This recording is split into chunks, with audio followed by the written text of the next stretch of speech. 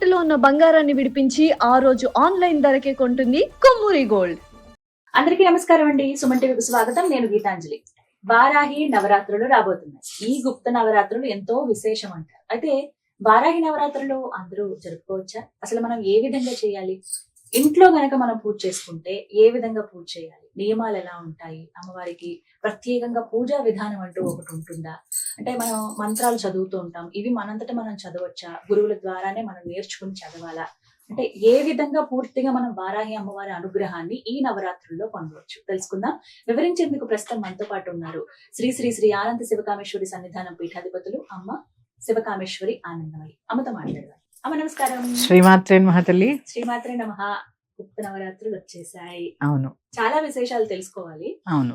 ఇప్పుడు అసలు ఎక్కడ చూసినా అంటే ఇప్పుడని కాదు కానీ గత 2 ఏళ్ల నుంచి చూస్తున్నాం అమ్మ. 2-3 ఏళ్ళు అవును, వారాహి అమ్మవారి గురించి ఎన్ని దేవాలయాలు వచ్చాయి. అవును, అమ్మవారిని విశేషంగా ప్రతిష్ఠించి మరీ పూజలు అవి చేస్తూ ఉన్నారు. అవును, చాలా ప్రత్యేకంగా జరుగుతుంది. అవును. ఈసారి కూడా అదే కొనసాగుతోంది. ఆ వైబ్ అంటారు కదా, అవును. కొనసాగుతోంది. ఎప్పుడెప్పుడా అని ఎదురు చూస్తూ ఉన్నారు. అవును. చాలా మంది మేము గత సంవత్సరం చేసుకోలేకపోయామండి, ఇప్పుడు ప్రారంభించుకోవచ్చా, అసలు మేము చెయ్యొచ్చా, ఇంట్లో జరుపుకోవచ్చా, ఏ విధంగా చేయాలి, ఇలా ఎన్నో సందేహాలు అడుగుతున్నారు. వాటన్నిటికీ మీ సమాధానం తప్పకుండా తెలియజేస్తానమ్మా. వారాహి అన్నిటినీ ప్రసాదించే చల్లని తెల్లమ్మ అందరూ. ఎందుకంటే ఆవిడ్ని సైన్యాధ్యక్షురాలు. చాలా మంది అనుకుంటున్నారు గుప్త నవరాత్రులు అనేవి ఎప్పటి నుంచో ఉన్నాయి. ఇప్పుడేం కాదమ్మా, మా చిన్నప్పటి నుంచి ఆ సాధనలో భాగంగా చేస్తూనే ఉంటారు శ్రీ విద్యలో ఉన్న వాళ్ళందరూ. కాకపోతే ఆవిడ ప్రకటితం అయ్యింది ఇప్పుడు. చాలా మంది అంటారు పవన్ కళ్యాణ్ గారు వేసుకున్న తర్వాత వారాహి అందరికీ తెలిసిందను, లేకపోతే ఆవిడ్ని బాగా హైప్ తీసుకొస్తున్నారు. మనమెవరం అండి? మనం ఒక మాధ్యమం అంతే. ఆవిడ ప్రకటితమయ్యే సమయం వచ్చింది కాబట్టి అసలు మొత్తం అందరికీ కూడా ఆవిడ ఎవరండి? సైన్యాధ్యక్షురాలు కదా. ప్రతి ఒక్కడు లేచిన దగ్గర నుంచి పోరాటమే చేస్తున్నాడా లేదా అమ్మా? ప్రతి మనిషి. ఇప్పుడు మరి ఆవిడ అవసరం ఉందా లేదా? ఎన్ని వ్యూహ రచనలు కావాలి, ఎంత శక్తి కావాలి, ఎంత ధైర్య సాహసాలు కావాలి.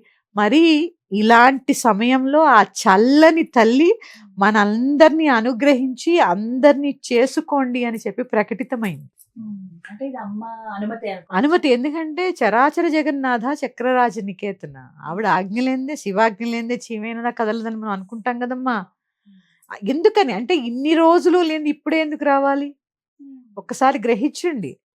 మనిషి తీసుకొచ్చేస్తే దేవతలు వచ్చేస్తే ఇంక అయినట్టే. అట్లా కాదు కదా. ఆవిడ మనుషులకి ఇప్పుడు ఆవిడ శక్తి అవసరం, ఆవిడ రక్షణ అవసరం, ఆవిడ కవచం అవసరం. కాబట్టే ఆవిడ అందరికీ తెలిసేలా ప్రకటితమైనది, ప్రకృతిలో ప్రకటితమైనది. ఇప్పుడు మీరు చెప్పారు గుప్తంగా ఉంది, ఇన్ని రోజులు గుప్త నవరాత్రులు చేసామని.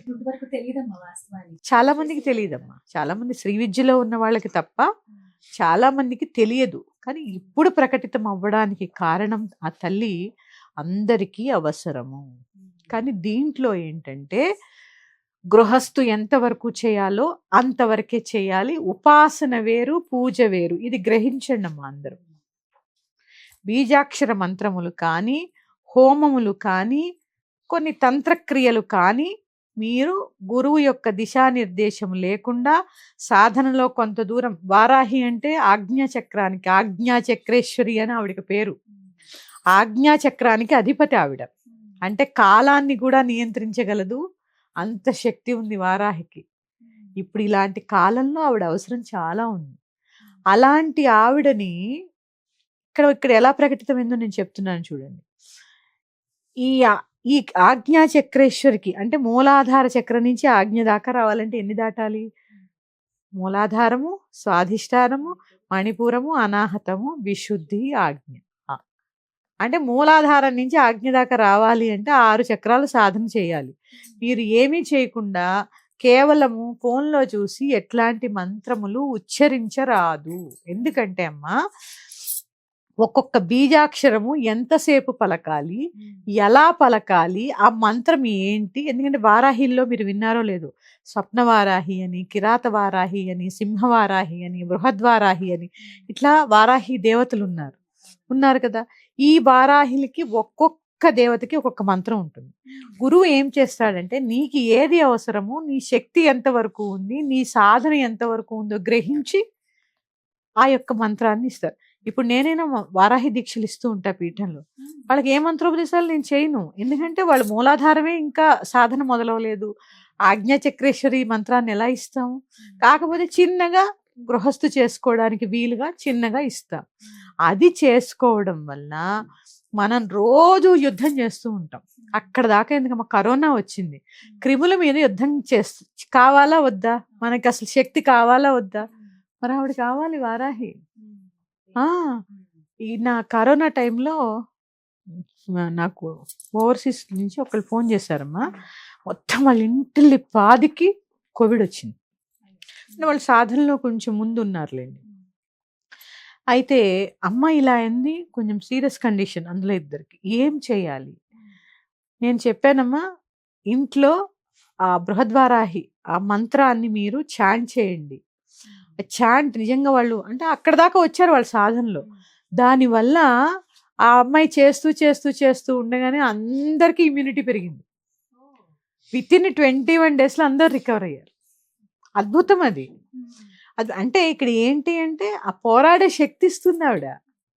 ఇక్కడ నమ్మకం, తర్వాత గురువు యొక్క ఆ దిశానిర్దేశం, దేన్నైనా పోరాడేటటువంటి శక్తిని ఇస్తుందమ్మా ఆవిడ. ప్రతిరోజు నిజంగా ప్రతి మానవుడు యుద్ధమే చేస్తున్నాడమ్మా. ఎందుకంటే అంతర్గత శత్రువులు కొంతమంది, బహిర్గత శత్రువులు అందరికి, ఈర్ష అసూయ ద్వేషాలు. మనం బాగున్నాము అంటే చూసి ఏడ్చేవాళ్ళు 100 మంది తయారవుతారు. ఎందుకంటే వాళ్ళు సాధించలేనివి ఇంకొకళ్ళు సాధించారంటే ఈర్ష, అసూయ, ద్వేషం, వీటితోనే. లేదా అహంకారం, ఎవరైనా దానం చేశారు, అన్నదానం చేశారు, లేకపోతే గుళ్ళు కట్టించారు, అహంకారం, మేం కాబట్టి చేసామని అహంకారం, అది కూడా శత్రువే. వాటిపైన యుద్ధం చేయడానికి అమ్మవారు. అంతర్యుద్ధము, బహిర్గత యుద్ధాలు, ఇవన్నిటి నుంచి మనల్ని గెలిపించేదే ఆ వారాహి తల్లి. ఆవిడ ఆవిర్భావం అందరికీ తెలిసిందే, వింటూనే ఉంటున్నాం కదా మనం. అందుకని ఆ శక్తి అందరికీ అవసరం అమ్మా. ప్రతి ఒక్కళ్ళు, ప్రతి గృహస్థు ఖచ్చితంగా సాత్వికమైన ఆరాధన చేయండి. ఎటువంటి బలులు గాని, అక్కరలేని నివేదనలు గాని, అక్కరలేని పూజలు కానీ, ఎందుకంటే మీకు తెలియనివి అటు సూర్యుడు ఇటు పొడిచినా చేయకూడదు. అంతే. ఎంతవరకు గృహస్థు ఎంతవరకు చేయాలో అంతవరకు, ఎంతవరకు మనకు ఆ శక్తి కావాలో అంతవరకే మనం దాన్ని ఉపయోగించుకోవాలి. అలా ప్రతి సంవత్సరం చేసుకోండి అమ్మా. ముఖ్యంగా ధైర్య సాహసాలు పెరుగుతాయి. అమ్మ అనుగ్రహిస్తుంది చాలా. ఆజ్ఞాచక్రేశ్వరి కదమ్మా ఆవిడ, జ్ఞానం ఇస్తుంది. తర్వాత ఇంకోటి ఏంటి తెలుసా అమ్మా, ఈ వారాహిని పూజించడం వల్ల, ఇప్పుడే చెప్పాను ఆజ్ఞాచక్రేశ్వరి, ఈ నిష్ఠగా కనుక 9 రోజులు చెయ్యగలిగితే మనకి ఆ ఏదైనా ఆపద ఉందనుకోండి, ముందుగానే ఏం చేస్తుంది అంటే అలర్ట్ చేస్తూ ఉంటుంది మనం. ఒక కళలోనో, ఎందుకంటే స్వప్నవారాహి ఆ కళలోనో లేకపోతే మనసులోనో ఒక హెచ్చరిక వస్తూ ఉంటుంది, ఇది కాదు, ఇలా చెయ్యి, ఇలా వెళ్ళు. ఎందుకంటే ఆవిడ ఎవరు, సైన్యాధ్యక్షురాలు, వ్యూహరచన చేస్తూ ఉంటుంది, సైన్యాన్ని ఎలా పంపించాలి అని. ఇట్లాంటి సంకేతాలు ఉంటాయి. ఆవిడ పేరు సమయ సంకేత. ఆవిడ 12 నామాల్లో ఆవిడ పేర్లమ్మా ఇవన్నీ. అంటే ఇప్పుడు చెప్పండి, అవసరమా లేదా వారాహి? చాలా అవసరం అమ్మ, చాలా అవసరం అండి. అమ్మ, మరి గృహస్థులు వారాహి నవరాత్రులు ఏ విధంగా జరుపుకోవాలి? చాలా మంది కలశం పెట్టుకుని పూజ చేసుకోవచ్చు. మీకు ఇంట్లో కలశం ఆనవాయితీ ఉంటే మాత్రమే. కొంతమంది వరలక్ష్మి వ్రతాలకి వీటికి కూడా పెట్టుకోరు. కలశం ఉంటే మీ ఇంట్లో లలితాదేవి ఫోటో ఉందనుకోండి, ఆ ఫోటో పెట్టుకుని ముందు కలశాన్ని పెట్టుకుని కలశంలో అష్టమాతృకల్ని ఆవాహన చేయాలి. అష్టమాతృకుల్ని ప్రత్యేకంగా వారాహిని ఆవాహన చేసి చక్కగా ఈ 9 రోజులు పూజ చేసుకోండి. కింద కలశం కింద ఒక ప్లేట్లో, పేపర్ ప్లేట్ కాదు, ఇత్తడి ప్లేట్లో నవధాన్యాలు వేయండి. వేసి దాని మీద కలశం పెట్టి ఆ కలశంలో నీటిని, సుగంధ ద్రవ్యాలతో నింపినటువంటి నీటిని పోసి, పంచపల్లవములు దొరికితే వేసుకోండి, లేదంటే మామిడాకులు వేసి ఒక కొబ్బరికాయని పెట్టుకొని ఎర్రటి రవికల బట్టని పెట్టి దానికే అలంకరణ చేసుకోండి. మీ దగ్గర ఏమన్నా నగలుంటే వేయండి, లేదా ఏముంటే నగలేం వేయాలని ఏమీ లేదు, వేసుకొని చక్కగా దానికే 10 రోజులు పూజ చేసుకోవచ్చు. 9 రోజులు అనుకోండి, ప్రతిసారి విజయదశమి. అవును, విజయదశమి. అందుకని మొదటి రోజు కొంతమంది ఏంటంటే అమావాస్య రోజు సాయంత్రమే కలశ స్థాపన చేస్తూ ఉంటారు. ఎందుకంటే నవరాత్రి రాత్రి పూజ పూజ విశేషం కదా, అమ్మా. ఇంకా మొదటి రోజు నుంచి పూజ అర్చిచ్చేస్తూ ఉంటారు, ఉమ్. కలశ స్థాపన చేసేసుకుని. ఉమ్. లేదు మీకు కుదరలేదు, మొదటి రోజు చేసుకోవచ్చు. ఉమ్. ఉదయము సాయంత్రము కూడా నివేదన ఇది కంపల్సరీ. కూడా ఒక సందేహం అమ్మా, ఉదయం సాయంత్రం 2 పూట్ల చెయ్యాలా అంటే రాత్రి ప్రధానం అంటారు కదా, అలా ఏమైనా పూజ చేయాలా? రాత్రి ప్రధానము, ఉదయము పంచపూజలు నివేదన ఖచ్చితం. ఉమ్. ఎందుకంటే మరి పిలిచారు కదా ఆవిడ్ని. ఆ. ఆవిడమ్మ ఇక్కడ వచ్చినప్పుడు కిరిచక్ర రథారూఢ. ఉమ్. కిరి అంటే తెలుసు కదా మీకు, వారాహి. ఉమ్. అన్ని ఆవిడ మొత్తం ఆవిడ పరివారం అంతా వచ్చేస్తుంది, ఓ. కిరిచక్రం అంతా వచ్చేస్తుంది. ఉమ్. ఆ కిరిచక్రానికి మొత్తం ఆవిడతో పాటు సమస్త పరివారం వస్తుంది. అందుకని కాస్త ఏమీ లేదు. మళ్ళీ నివేదన అంటే పెద్ద పెద్ద నివేదనలు అవసరం లేదమ్మా. దానిమ్మ పండు, ఎర్రగా ఉన్న పండు, ఉమ్. తర్వాత చిలకడ దుంపలు, ఉమ్. క్యారెట్, ఉమ్. ఇట్లా భూమిలోంచి వచ్చేవి, కంద, ఉమ్. పెండలం, ఉమ్. బీట్రూట్, ఇవన్నీ పెట్టచ్చు ఆవిడకి. ఓ. ఆవిడ భూలక్ష్మి కదమ్మా, ఉమ్. ఇవన్నీ పెట్టచ్చు. ఉమ్. తర్వాత అన్నం కూడా అమ్మ ప్రత్యేకించి ఆవిడకి నివేదన చేయవలసింది పెరుగన్నం. ఓ. పెరుగన్నం చాలా సింపుల్ అమ్మ ఆవిడ నివేదనలు. ఉమ్. చక్కగా పెరుగన్నం ప్రిపేర్ చేసుకుని ఉమ్. దాని మీద ఈ గింజలు వేసేసి, దానిమ్మ గింజలు వేసేసి చక్కగా నివేదన చేసేసుకోండి. ఈ బీట్రూట్ గాని క్యారెట్ ఇవి పచ్చివి అమ్మ ఉడకబెట్టి పెట్టాలా? ఉడకబెట్టి పెట్టాలి, ఉడికించి చిలకడ దుంప స్వీట్ చేసి పెట్టచ్చు, పచ్చివి లేదా ఉడకబెట్టి కూడా పెట్టచ్చు, కదా. అవును. పచ్చివి కాకుండా. మరి బీట్రూట్ అనుకోండి తురిమి చక్కగా ఏదైనా స్వీట్ లాగా చేసు, హల్వా చేస్తూ ఉంటాం కదా, క్యారెట్ హల్వా, బీట్రూట్ హల్వా, లేదా ఉడకబెట్టి అన్ని కలిపి కలర్ వేసి, బీట్రూట్ కలర్ వస్తుంది కదమ్మా, ఎర్రగా అవుతుంది అన్నం వేసి చక్కగా అన్నం. ప్రతిరోజు అమ్మవారి ముందు ఒక నిమ్మకాయని ఉంచండి. ఆ రోజు పెట్టేశారనుకోండి 9 రోజులు 9 నిమ్మకాయలు అవుతాయి. రోజు ప్రతిరోజు పెట్టుకోండి. లేదా ఆ కుదరని పక్షంలో కలశానికి 4 పక్కల ఆగ్నేయము, ఈశాన్యము, వాయువ్యము, నైరుతి, ఈ 4 పక్కల్లో పెట్టేసుకోండి. పెట్టేసుకుని చక్కగా ఇది అయిపోయిన తర్వాత ఆ నిమ్మకాయలని చక్కగా మీ ఇంట్లో దాచుకోండి. ఎందుకంటే ఆ నిమ్మకాయకి ఆ శక్తి, అమ్మ శక్తి యాక్టివేట్ అవుతుంది అనమాట. కానీ పండు ఎట్టి పరిస్థితుల్లో, చాలా మంది అమ్మవారి దేవాలయాల్లో కూడా పళ్ళు వేస్తున్నారు. పండు కాదమ్మా, కాయ వేయాలి. బాగా నిమ్మకాయే, నిమ్మ పండు కాదు. నిమ్మకాయ దండ వేయండి అంటారు తప్ప నిమ్మ పళ్ళు దండ వేయమన్నారు. కాయలే వేయాలి. ఇక్కడ పెట్టినప్పుడు కూడా కాయలే పెట్టుకోవాలి. అందుకని సాత్విక ఆరాధన ఏంటి, షోడశోపచార పూజ. పూజా విధానం ఏంటి? అమ్మకి ఖచ్చితంగా షోడశోపచారాలు పూజ చేయవలసిందే. మీకు ఏది రాదు శ్రీ సూక్తంతో చేసుకోండి. హిరణ్యవర్ణం హరిణీం వస్తుంది కదా, గూగుల్లో కొడితే మీకు వస్తుంది. 16 ఉపచారాలు చేసుకోండి. తర్వాత వారాహి అష్టోత్తరము, వారాహి కవచం. కవచం చాలా ఇంపార్టెంట్ అమ్మా. దేవీ దేవతలకి ఇట్లాంటి నవరాత్రుల సమయాల్లో కవచం అసలు రోజు చదువుకుంటే చాలా మంచిది. కవచం అనేది చాలా, కవచం అంటే షీల్డ్, ప్రొటెక్షన్ షీల్డ్ అనమాట. మనకి కూడా సప్తశతిలో దేవీ కవచం అని ఉంటుందమ్మా. ఆ దేవీ కవచంలో ఏ అవయవాన్ని ఏ దేవత పాలిస్తుందో కూడా చెప్తారు. అలా ఉన్నప్పుడు ఆ దేవతను తలుచుకుని చేయి నొప్పి ఉందనుకోండి, మనం ఇలా అనుకుంటూ జపం చేసుకుంటూ ఉంటే అది ఆ నొప్పి తగ్గుతూ ఉంటుంది. ఇది నేను అనుభవపూర్వకంగా చెప్తున్నాను, అనుభవపూర్వకంగా చెప్తున్నాను. అందుకని కవచము అనేది ఒక ప్రొటెక్షన్ అన్నమాట మనకి, ఇంటికి ఒంటికి కూడా ప్రొటెక్షన్. కవచం చదువుకోండి. తర్వాత అమ్మవారి యొక్క 12 నామాలు చాలా విశేషం. ఈ విశేషము మీరు కుదిరితే కంద దీపాన్ని పెట్టుకోండి. ఎలా అమ్మా కంద దీపం? ఈ చిన్న కందని తీసుకుని హోల్ చేసి నువ్వుల నూనె వేసి ఒత్తులు వేసుకుని దాంట్లో మీరు ఏం చేస్తారంటే నువ్వుల నూనెలో కొద్దిగా కుంకుమ వేయండి. కొద్దిగా 9 రోజులకి సరిపడా, కొద్దిగా ఎర్రగా అవుతాయి ఒత్తులు. ఇవి వేసేసి దీపారాధన చేసుకోండి. ఎందుకంటే అమ్మా కంద ఎందుకు ప్రత్యేకత అంటే, చాలా మంది దుంప తెగ అని తిడుతూ ఉంటారు. అది ఎంత పెద్ద తిట్టు తెలుసా? కందకి ఏంటంటే పిలకలు వస్తూ ఉంటాయి కదా, మొక్క తీసేసినా మళ్ళీ వచ్చేస్తూనే ఉంటుంది. అంటే వంశవృద్ధి కోసం. అందుకే ఆషాఢ అమావాస్య, పోలాల అమావాస్యకి కంద పూజ చేస్తూ ఉంటారు. ఇది తీసినా వస్తూ ఉంటుంది కంద, పిలకలు వచ్చేస్తూనే ఉంటాయి. అంటే వంశం అలా వృద్ధి చెందాలి. దుంపదెగ అంటే నీ వంశం అక్కడికి నాశనం అయిపోవాలని అర్థం. చాలా పెద్ద తిట్టు దుంపదెగ అని ఏదో సరదాగా అనేస్తారు కానీ దుంపదెగ అని అస్సలు అనకూడదు. దుంపదెగ అంటే నీ వంశం అక్కడతో ఆగిపోవుగాక అని శపించడం అనమాట. అంత పెద్ద అర్థం ఉంది దానికి. ఈ కంద దీపం వల్ల ఆ తల్లి చక్కగా సంతాన వృద్ధిని కలగజేస్తుంది, వంశవృద్ధిని. నేను అన్ని భూమిలోంచి వచ్చినవే పెడతాం కదా, ఆ కంద కూడా భూమిలోంచి వచ్చిందే కదా. దానివల్ల ఆ వంశాన్ని వృద్ధి చేస్తుంది అనమాట, పుత్ర పౌత్రుని కలగజేస్తుంది ఆ తల్లి. తర్వాత కంద అట్లు కూడా వేస్తారమ్మా, కంద రుబ్బి దోశలా వేస్తారు, అది కూడా నైవేద్యం చేయొచ్చు అమ్మవారికి. కందతో చేసినవి కూడా నివేదన చేయొచ్చు. ఇవన్నీ కూడా సాత్వికమైన పూజలే. కానీ మీరు యజ్ఞయాగాది క్రతువులు చేసుకోవాలన్నా, హోమాలు చేసుకోవాలన్నా, లేదా తర్పణాలు, హోమాలు చాలా ఉంటాయి అమ్మవారికి. ఇప్పుడు మాకు ఉపాసనలో ఉన్న వాళ్ళకి చాలా ఉంటాయి. ఖచ్చితంగా గురువుల్ని సంప్రదించవలసిందే. చేసుకోవాలి.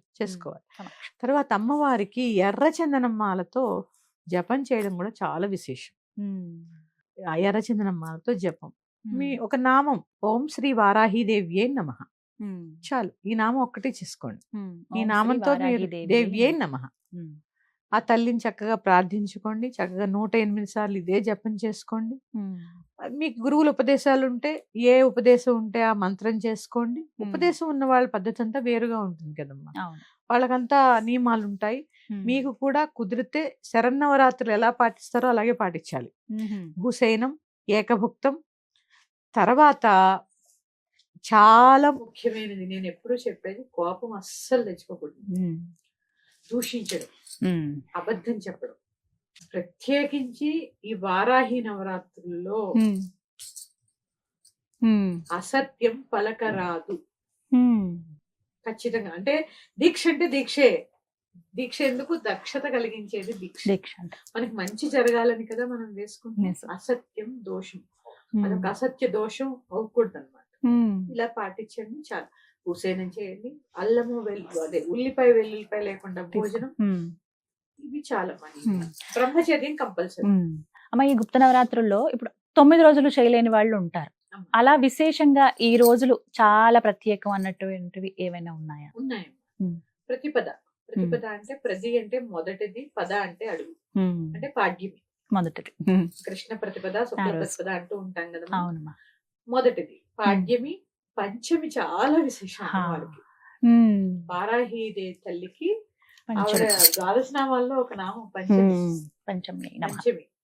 ఆ నామము ఈ పంచమి ఏ రోజు కుదరలే, పంచమి రోజు చేసుకోవచ్చు.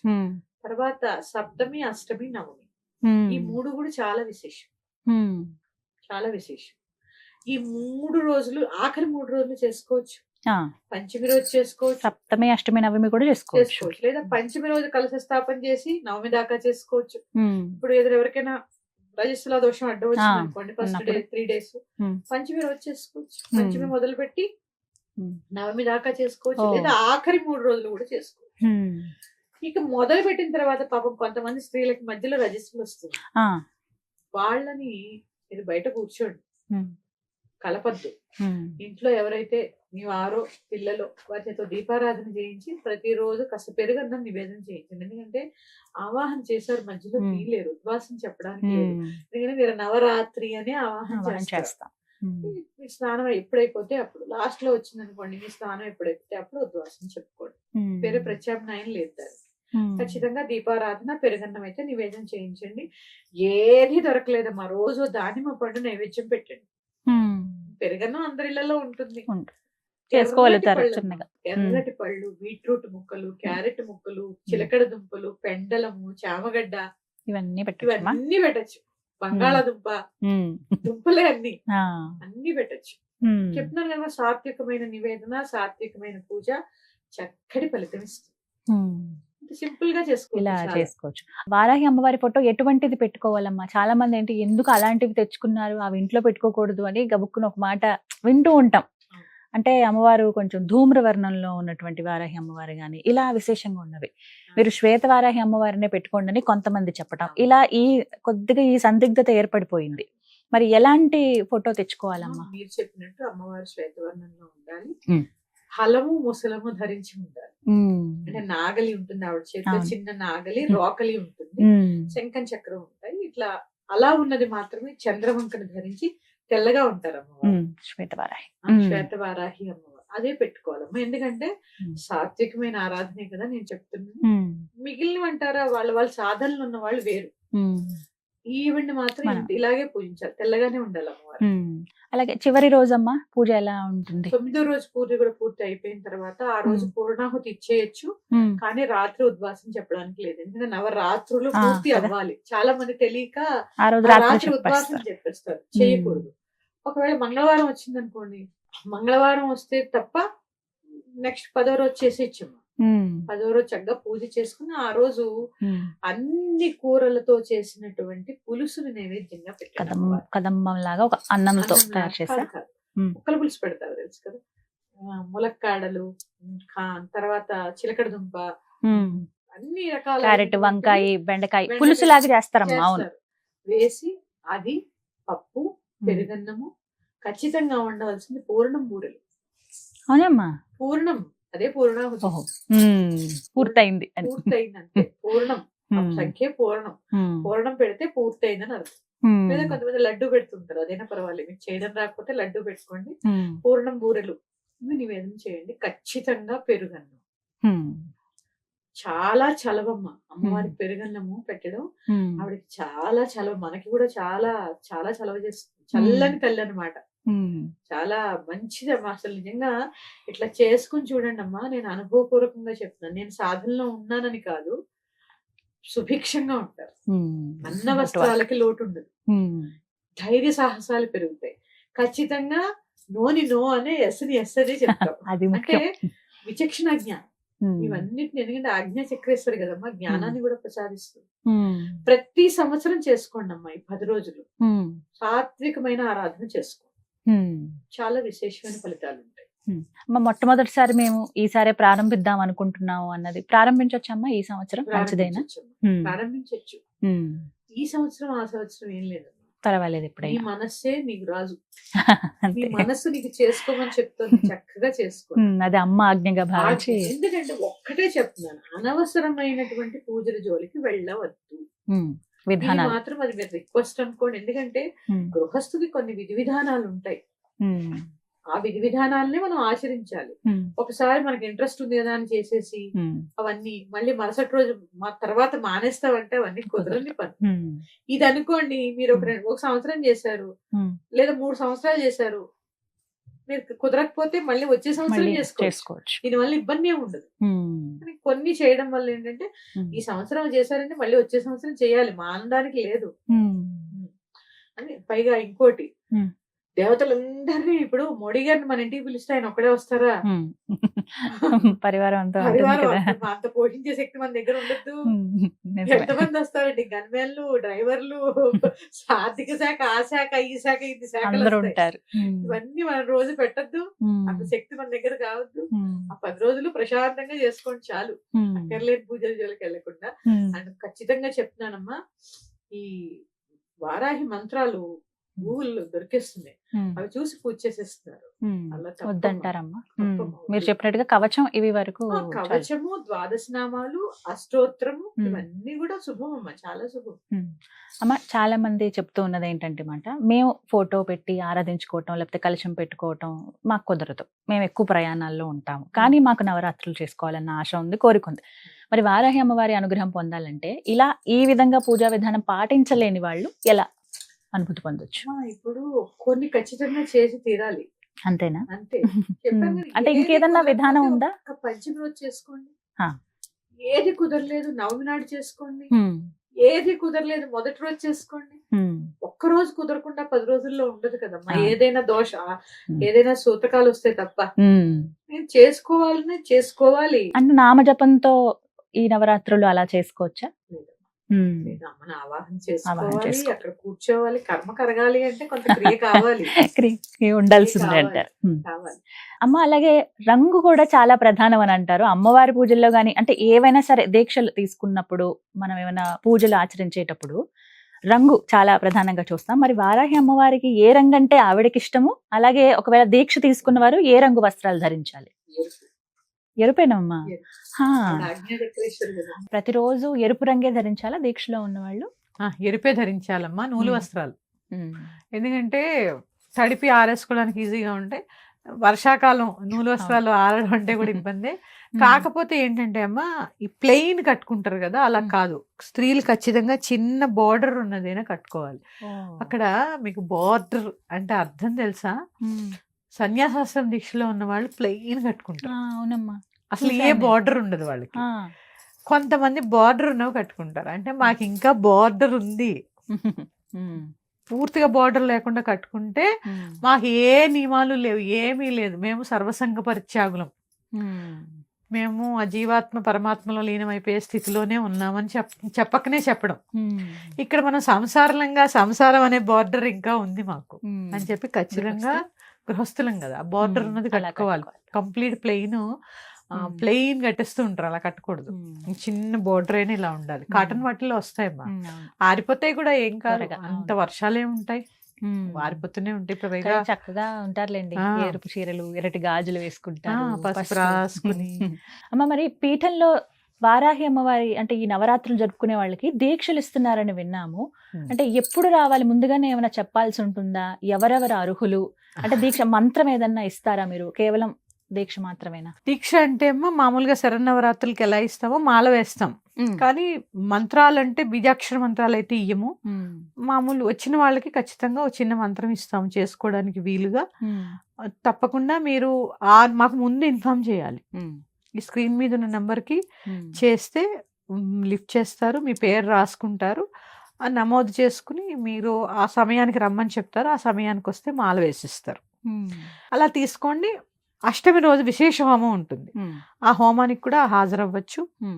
తర్వాత అష్టమి, నవమి, సప్తమి నుంచే అందరూ కూడా రావచ్చు, మీకు అవకాశం ఉంటే. లేదా దీక్ష తీసుకుని వెళ్ళి మళ్ళీ తీసే ముందు రావచ్చు, అలా కూడా చేయొచ్చు. కానీ బీజాక్షర మంత్రాలు అయితే ఇవ్వనమ్మా, చెప్పాను కదా, మూలాధారం నుంచి ఆజ్ఞ దాకా ట్రావెల్ చేసి ఉండాలి. అప్పుడే అంటే గురువు ద్వారా ఒక మంత్రం అయితే ఒక మీరు చదువుకోవడానికి వీలుగా ఒక మంత్రం అయితే ఉంటుంది, దాంట్లో కూడా చిన్న అక్షరం ఉంటుంది. ఇప్పుడు బహిర్గతం చేయలేం కాబట్టి చిన్న అక్షరంతో కలిపి తప్పకుండా ఇస్తాం. పిల్లలు గాని పెద్దవాళ్ళు గాని ఎవరైనా, స్త్రీలు పురుషులు ఎవరైనా చేసుకోవచ్చు. మరీ పిల్లలు అంటే పిల్లలు అవసరం లేదమ్మా, 21 సంవత్సరాలు ఉండాలి, 18 నుంచి 21 వాళ్ళు చేయగలిగి ఉండాలి, అంటే ఆ నియమం పాటించగలిగి ఉండాలి. మరి చిన్నపిల్లలు కుదరదు. వితంతువులు వారాహి అమ్మవారి ఆరాధన చేయొచ్చా? ఒకవేళ చేస్తే కనుక ఎలా చేసుకోవాలి? ఇదే ప్రొసీజర్ అమ్మ, వాళ్ళకు కూడా చేసుకోవచ్చు, దీక్ష తీసుకోవచ్చు. దీక్ష అంటే దక్షతని ఇచ్చేదంతే అమ్మ. గంగా భాగీరథి సమానులు అంటూ ఉంటాం వాళ్ళని. అంటే ఇక్కడ ఏంటి అంటే వాళ్ళకి ఏం నియమాలు ఉంటాయి, చక్కగా వాళ్ళు ఇంకా పూజ చేస్తే నా పిల్లలు బాగుండాలి, వాళ్ళ పిల్లలు బాగుండాలనే కోరుకుంటారు వాళ్ళు. అవును, అందుకని చేసుకోవచ్చండి. ఆ దేవిని పూజించడంలో నేను ఇప్పుడు చెప్తాను, ఏం సంకోచం లేకుండా పూజ చేసుకోండి.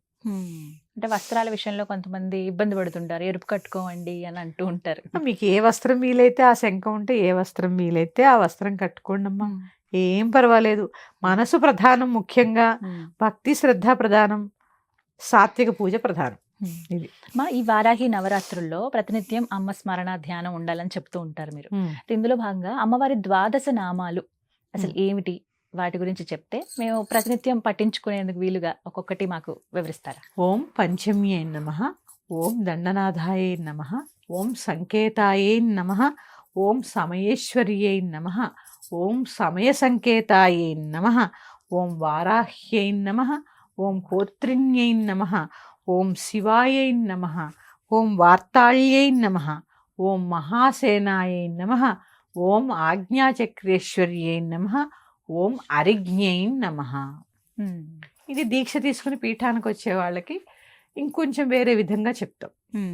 అంటే అన్ని ఇలా చెప్పలేం కాబట్టి నా దగ్గరకు వచ్చి దీక్ష తీసుకునే వాళ్ళకి కొంచెం వేరేలాగా చెప్తాం. ఈ 12 నామాలు ప్రతిరోజు చదువుకోండి, నవరాత్రులే కాదు, ప్రతిరోజు చదువుకోండి. ఆవిడ చూడండి, సమయ సంకేత ఆవిడ నామం, సమయానికి మనల్ని అలర్ట్ చేస్తూ ఉంటుంది ఆ తల్లి.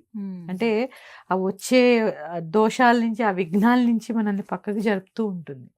అందుకని చక్కగా చేసుకోండి. నవరాత్రుల్లో 3 పూట్ల పఠించండి, ఉదయము, మధ్యాహ్నము, సాయంత్రం 3 పూట్ల పఠించడానికి ప్రయత్నం చేయండి. చాలా చిన్నవి అమ్మ, చాలా చక్కగా వివరించారు. మీరు చెప్పిన విధంగా సాత్విక పద్ధతిలో మేము ఈసారి చక్కగా అమ్మవారి ఆరాధన చేసుకుంటాము.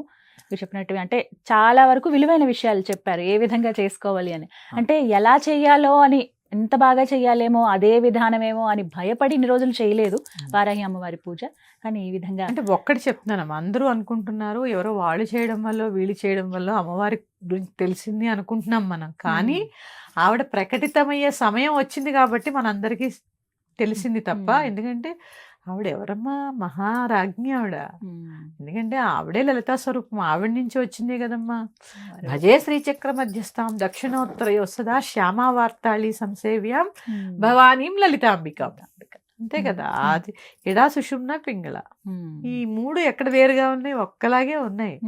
అందుకని ఆవిడ ప్రకటితమయ్యే సమయం వచ్చింది కాబట్టి ప్రకటించబడ్డారు తప్ప మనమేమి ఆవిడ్ని ప్రకటించలేదు. కొంతమంది ఏంటంటే నేనే దేవుళ్ళని చెప్తూ ఉంటారు కదా చాలా మంది. అలా కాదు కదా, ఆవిడ ఎప్పుడో ఉంది, ఇప్పుడు ఈ సమయానికి ఆవిడ అవసరం కాబట్టి అందరికీ అర్థమయ్యేలాగా ఆవిడ బయటపడింది అంతే. తప్పకుండా అందరూ చేసుకోండి అమ్మా. చాలా చక్కగా వివరించారమ్మా. ధన్యవాదాలు. శ్రీమాత్రేనమ్మా.